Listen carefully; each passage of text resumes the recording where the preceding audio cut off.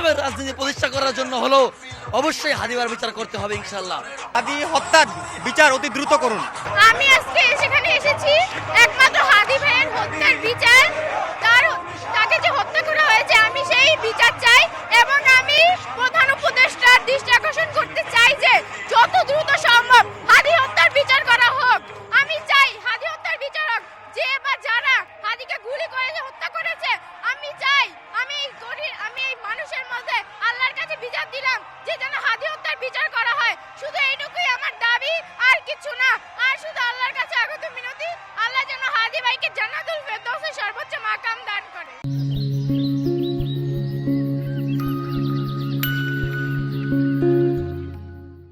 আমি এসেছি দিনাজপুর জেলা থেকে। আমি এখানে দাবি নিয়ে এসেছি একটাই, আমার দাবি হলো হাদি হত্যাকারীর বিচার চাই। এবং আমি বলতে চাই হাদি হত্যাকারীর যদি বিচার না হয় তবে গণতন্ত্রের মৃত্যু। তাই বলতেছি এই সরকারকে আহ্বান জানাচ্ছি হাদি হত্যার বিচার অতি দ্রুত করুন। দেখেন, আমরা জোহরের পর থেকে এই জায়গায় এসেছি, আমাদের একটাই দাবি, সেটা হলো হাদি ভাইয়ের হত্যার বিচার করতে হবে। কারণ হাদি ভাই একমাত্র এদেশে ইনসাফ প্রতিষ্ঠা করার জন্য অপসংস্কৃতিকে বিরুদ্ধে লড়াই করে গিয়েছেন। যদি আজকে হাদি ভাইয়ের বিচার না হয় তাহলে বাংলার জমিনে কখনো এই যে অপসংস্কৃতিক জিনিসগুলো রয়েছে কখনো ইনসাফ আর প্রতিষ্ঠা হবে না। আমরা চাচ্ছি ইনসাফ প্রতিষ্ঠা করার জন্য হলো আজকে হাদি ভাইয়ের বিচার করতে হবে।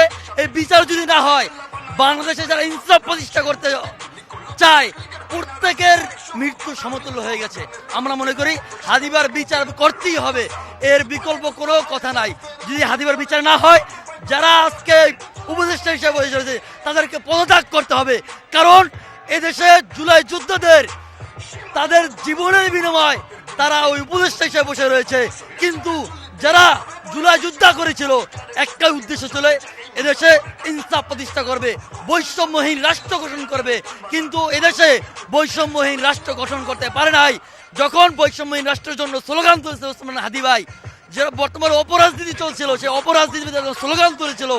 বর্তমানে রাজনীতি যে দলগুলো মনে করছে রাজনীতি মানে ব্যবসা, প্রফেশনাল ব্যবসা, সেই ব্যবসাকে পরিবর্তন করে ইনসাফের রাজনীতি তিনি প্রতিষ্ঠা করতে চেয়েছিলেন। আমরা মনে করছি যে ইনসাফের রাজনীতি প্রতিষ্ঠা করার জন্য হলো অবশ্যই হাদিবার বিচার করতে হবে ইনশাআল্লাহ।